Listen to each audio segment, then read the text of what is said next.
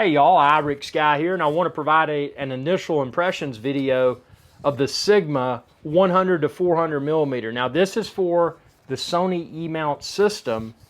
What's so cool about this lens, and again, check out all my other videos. I'm going to post a playlist full of Sigma 100 to 400 millimeter videos.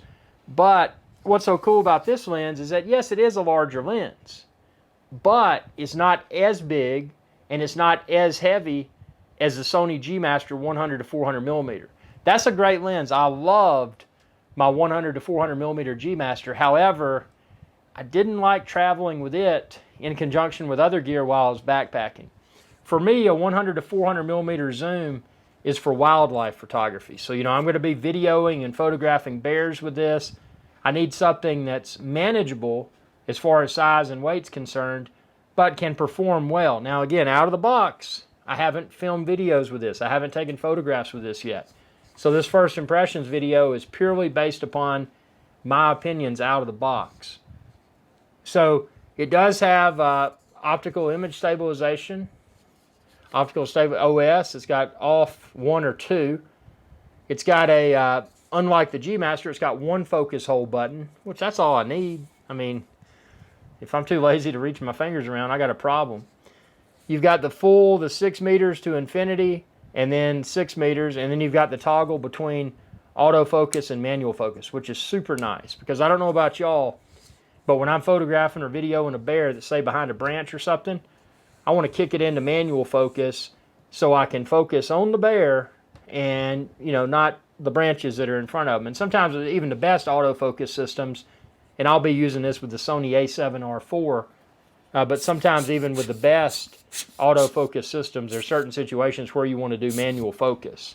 And having that toggle on the, and obviously you could program a hotkey on your camera, but having that toggle from AF to MF on the lens itself is super nice. So, I have no complaints regarding the build quality of this lens. This thing feels solid. I mean, it uses some plastic, but it's not the cheap plastic. It's a very hard plastic. The fact that they covered this up with a rubberized ring, if you wanted to use a, the little tripod type piece that will attach to the lens, you could take this off and you could purchase that separately. I'm not going to do it. It's just exercise and weight, and I don't want that. And it's something to snag on stuff in my backpack. Let's see, it does have a lock button here. So if you lock that, while you're traveling or whatever, see, it's unlocked. But if I lock it, it's not going to zoom out. So that's a nice feature to have. So you unlock it, then I can zoom. One of the unexpectedly cool features of this lens is the lens hood, which came with the lens. You can use a push-pull to zoom in and zoom out. And that's a feature that's cool. A lot of people like that. Now, obviously, if you don't want to use that, you can use the zoom ring to zoom in and zoom out. But having that push-pull functionality is nice. So the lens hood's build quality is nice. I like the overall look of this lens. I like the fact that it's black instead of white. I mean, you put those, like the G Master 100 to 400 millimeter, you put that white lens on your camera, and people look at you differently.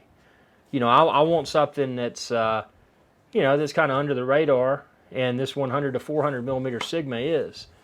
So, and then filter thread, obviously, and you can find a lens filter like I use. The first thing I do when I get a new lens is attach a lens filter right out of the box for 2 reasons. Number one, that keeps that lens inside pristine. It keeps dust, any sort of contaminants from getting to the lens itself. A lot of people don't like a UV filter because they think that it introduces another layer, another piece of glass, which it does. And that other piece of glass is going to slightly degrade your image quality. But if you get a scratch on your lens, or you get, say, somebody's eating a popsicle and they spit it all over your lens, that's going to be a lot messier than having just a slightly degraded image quality because you got a UV filter on. So for that reason, right out of the box, I put a UV filter on all my new lenses because I want to keep them pristine. I never want to touch the lens itself with any sort of cleaning tool. I don't want to have to do that. And for that reason, I just put the UV filter on, I set it on, and I forget about it. And if I clean my lens, I'm not cleaning the lens, I'm cleaning the UV filter. So again, personal preference. But yeah, the zoom action is super smooth. If you've used the 100-400 GM, you know, the Sony G Master 100-400 millimeter, it has some additional features. It has, whereas this lens has one focus hole button, the 100-400 G Master has, I think, 3. I don't have it in front of me. This has an autofocus to manual focus toggle, which is nice. It has optical stabilization. Level 2, level 1 are off. Now, obviously, my camera has in-body image stabilization, so it'll be interesting to see how that works alone. And then, do I even need to turn on the optical image stabilization built into the lens? This lens does say made in Japan. That's nice. You know, that Japanese lenses are typically higher quality. The, let's see, it is obviously a 100-400 millimeter F5 to F6.3, it says. So, you know, just a super good, you know, should be more than sufficient for my intended use case, which is videos and photos outdoors during the day of bears and other wild animals. So, I'm happy with this. The only thing that I need, this lens, at least my lens, did not come with a case. So I need to try to find some sort of case that I can put this in while it's not in use, so that I can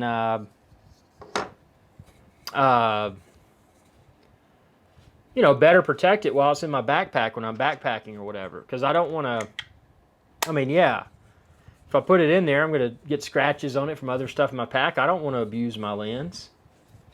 So that's the only thing I need to get. It is nice. It's worth mentioning. When you put your lens hood on, while the lens hood's not in use. Let's see. Oh, there we go. So when you put your lens hood on while it's not in use, it just goes over the lens. It's not a huge and obnoxious lens hood. You know, some of these lens hoods, you put them on and then you've got something bigger and heavier to carry. You know, out of the box, and again, stay tuned for my videos, you know, out in the field with this. Videos of bears, photos of bears. You know, see how this performs in the wild. At least now I'm going to be using it with the Sony a7R IV, but, you know, my expectation is that, you know, as Sony continues to upgrade their cameras, I'll hopefully be able to use this with any E-mount Sony camera. So it's, this is very impressive out of the box. You know, buying this without having held it in my hands, I didn't know how it would feel, because, you know, a lot of people were comparing it to the Sony 100-400 GM, the G Master. And dude, I mean, this build quality, this is not cheap. This is not your cheap plastic kit lens by any means. This is a very reassuring build quality. And, you know, my expectation is that, you know, hopefully I'll get some awesome photos and awesome videos with this. So stay tuned to my channel. Ask any questions you may have. You know, I'm looking for video ideas. If there's something in particular that you would like to see me try to test with this Sigma 100-400 lens, I almost said G Master, but it's not. It's just a Sigma 100-400.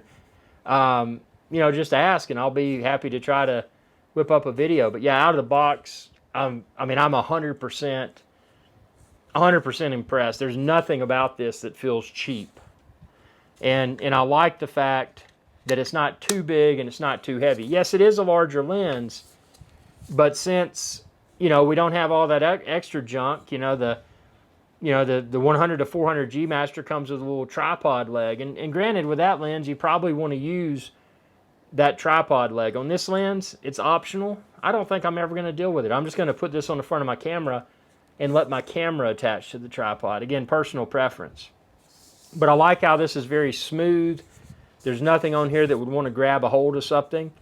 And that's important, because I want a lens that, you know, I can pack up. And, you know, this isn't going to live on my camera. This is going to be on my camera when I'm doing wildlife photography, wildlife videography. You know, for my standard walk-around lens, I'm going to stick with the 24-70 millimeter focal length. I use a 24-70 millimeter G Master as my walk-around. So this in my pack for bears and stuff.